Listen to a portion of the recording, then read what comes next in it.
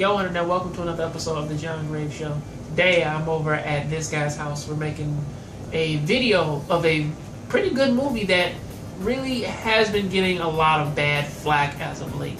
And that is Batman Harley Quinn, one of the better animated films to actually come out in a good while. And honestly, it's the picture that actually just dropped, like right after which one was it? It was the Killing Joke. And just like Killing Joke, this one kind of touches on a few things. Teen Titans was the last one we seen. No, not what we seen. I mean, like the one to drop recently. Yeah. You know, so yeah, the last one was Killing Joke, and I see a lot of things in this one that actually kind of make it. Well, it kind of does the same things of what the Killing Joke does, but it actually does them kind of in a more lighthearted way, which actually kind of makes them a little bit better to me. You know, such as Harley Quinn in a sense. You know, like compared to the Joker and his story and everything, and what they could have done with that, they kind of just use this as comedy material for her character to kind of get you to laugh, love, and fond over everything she does, and I really love it. Yeah, but a lot of people found a problem with it. What problems were that, sir? Like the restaurant, the girl dressed in as, you know, half naked and superhero inside of their restaurant.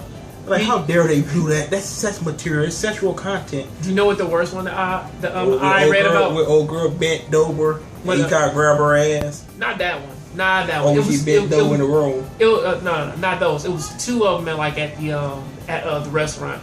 One of them was what's this with the Batgirl? She's sitting on the table, like say like with the low cut shorts on. You can see me like half of her ass. I'm like, so they act. I don't know what's wrong with people, but they act like they're afraid of sex nowadays. Yeah, I know. And then also there was the Granny Goodness one. You know, the one the old girl with the white hair and the green orange thing on. They say somebody was mad about that because they're sitting here trying, man, to sexualize Granny Goodness. And I'm like, well, if there's a young girl and she looks attractive, and you wrote her, and you drew her to be actually attractive, then yeah, what's your problem? I mean, hey, like, that's how people is nowadays. You know, so think of the children.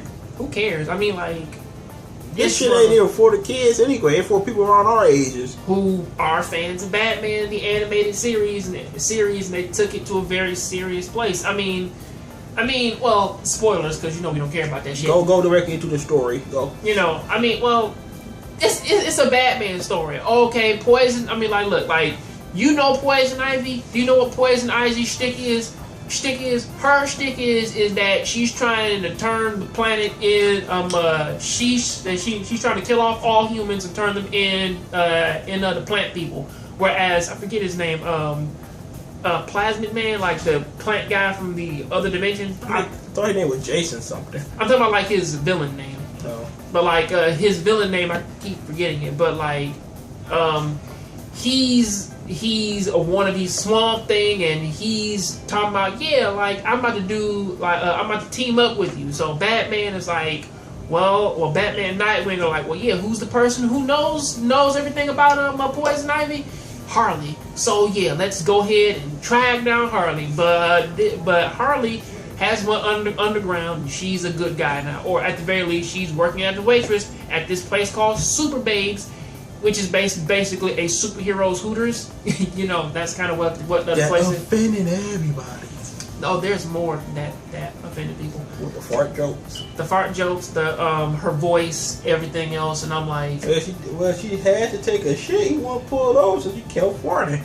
I mean, even how it's played, it's played to me. It's not that bad. It smells like discipline. Until she farted a couple more times. And that face twisted up. Oh yeah, that was perfect. I mean, everything about this, I like the added personality to everything. But also, let me finish though, is that she's working at this place called Super Babes, and from that she kind of, what was it? She runs into Nightwing, and she joins up with Batman and Nightwing to kind of stop Ivy and Jason. So that's kind of where that's going. that's the story, like, in a nutshell. Like, it is your average Batman the Animated Series plot of, hey, you know, like, this villain wants this thing, so Batman teams up with somebody. Well, actually, it kind of reminds me of the other Batman Animated Series episode where Batman did actually team up with Harley for a little bit, and she kissed him, like, at the end of that, when like, he took her to Arkham, he was being nice to her, and then, like, she kissed him, and then, you know, he was like, what? Like, why she kissed me for? And then, like, she walked off and whatnot. You know. I read that a little bit, so I'm mad because he bent over in front of Nightwing.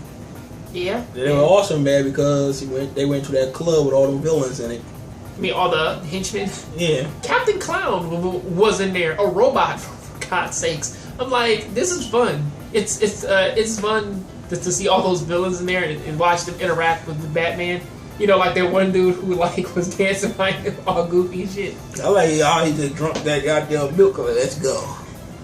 They were pretty. So they was now to the comedy, basically. You awesome. Know you messed up when Batman takes his belt off, and then after the fight, like, they go to McDonald's, man, for a victory meal.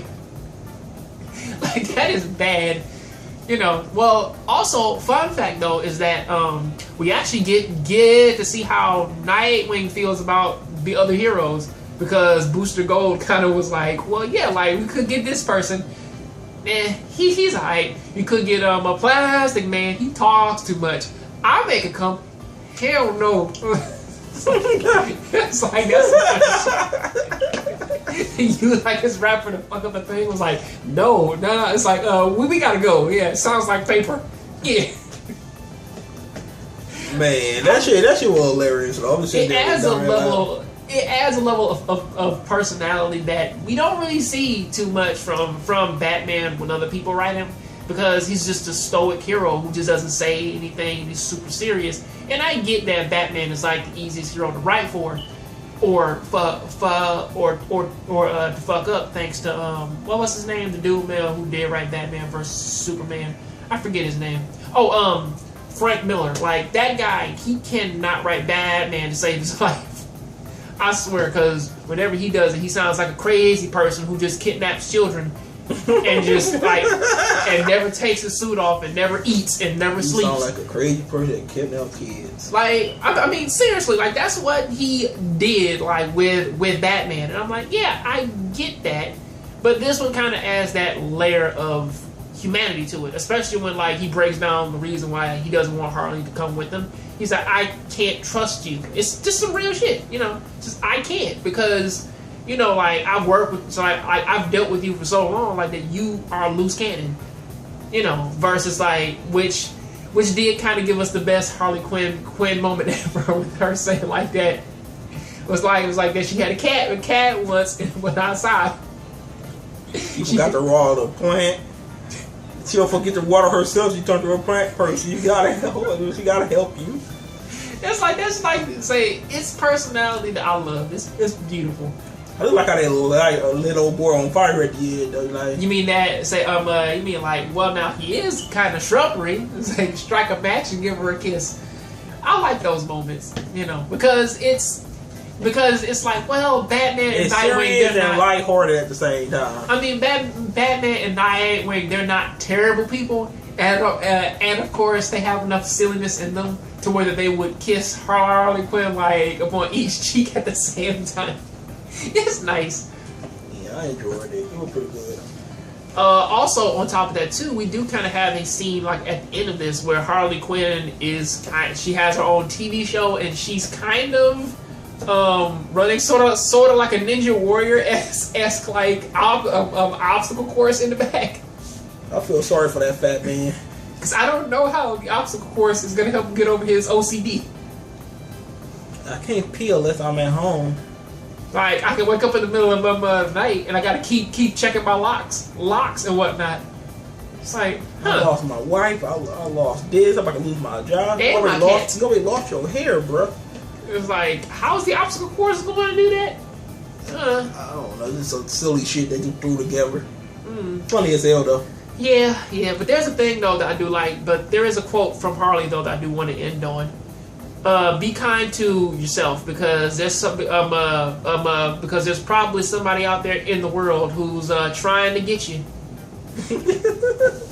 I'll make sure I'll take a live screenshot so you can put them all throughout here. All ass shots.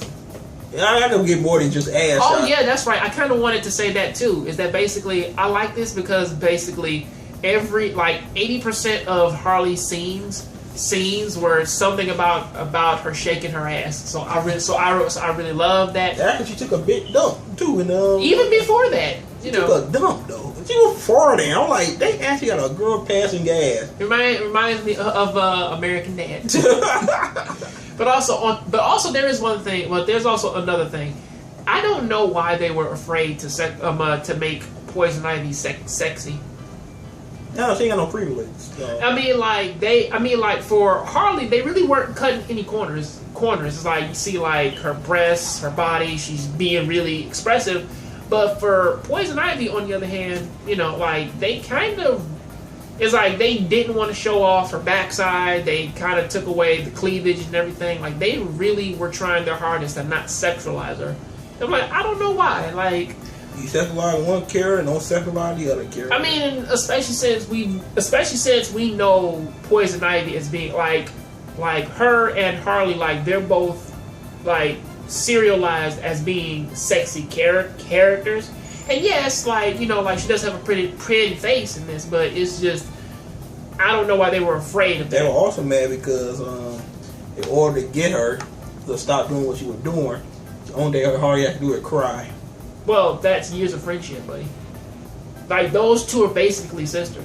So come on now, like that's just what that is. Especially since like with the lead into it, where she's like, you said that you would never show me this side of you and shit, and then she did it. She's like, well, I can't now because that's my best friend, which is something. Yeah, I like it though. They did it. I don't know why. You know how people are. Well, I think it boils down to that thing of, well, now it's different, so I don't like it. Because they're like, well, yeah, Kevin Conroy and all the rest of other people coming back. How come they didn't bring this person back to voice Harley? And it's like, well, they want to. Well, this is how American is. They always think that somebody sounds strange or something. That's why they don't like dub anime. I mean, dub anime is fine by me, but at least I could, understand what the fuck they talking about. I mean, look, man, you can't always have like Jim Cummings or like Johnny Young Bosch or Vic Mignogna. You can't have Tara Strong and everything because everybody else they have to eat. Okay, they can't stop taking food out of everybody's mouths. Stop it. Okay, it's like let somebody else like do their job, and if it's good, say that it's good. They'll get better with different roles, but I heard some terrible voice acting before, but still. But yeah, I'd rather have that than have a language I don't understand. Yeah. So to keep reading this shit, just take the enjoyment out of it a little bit. Cause you gotta read and watch the asses simultaneously. Yeah, I know. Painful. Yeah, like we only do that because we watch anime for so long. But that is what I gotta say about that. That is, you finished? Yep. Recommend the movie? Yes, I do. I'll recommend the movie. It's wonderful. So yeah. Catch you guys on the next Jongravesshow Show. Keep watching anime, keep playing video games. And next up is Guardians of the Galaxy. Whose channel is that going to be on? All this shit on your channel. Oh, wonderful. So yeah, stay tuned for that.